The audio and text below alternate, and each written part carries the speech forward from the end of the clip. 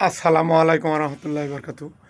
আজ আমি মেরিল প্রথম আলো বাংলাদেশে একটি পত্রিকা সৌজন্য একটি তর্ক বিতর্ক অনুষ্ঠান বা অভিনয় শিল্পী বাছাই করা হয় সেই অনুষ্ঠানের একটি মেয়েকে নগ্ন পোশাকে দেখলাম।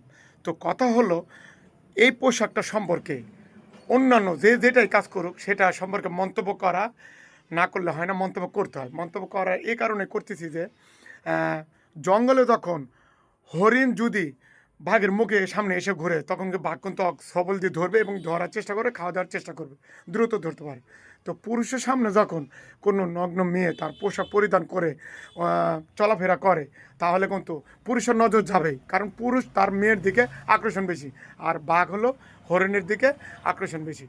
তো এই কথাটা আমি বলতে চাচ্ছি যে আমাদের ছোটোবেলা থেকে শিক্ষা দিতে হবে, পরিবেশকে ঠিক রাখতে হবে এবং সব দিকে খেয়াল রাখতে হবে, তাহলে কিন্তু আমরা সেভাবে বাঁচতে পারবো।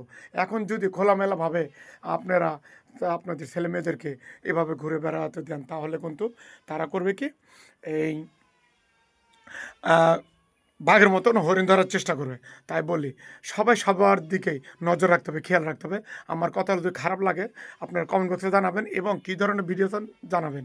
আর আমি এই কারণে সতর্ক করতেছি, ছোটোবেলা থেকে অভ্যাসে পরিণত হলে সবাই সবার ধার থেকে সতর্কমূলক অবলম্বন করো এবং কারো ক্ষতি হবে না।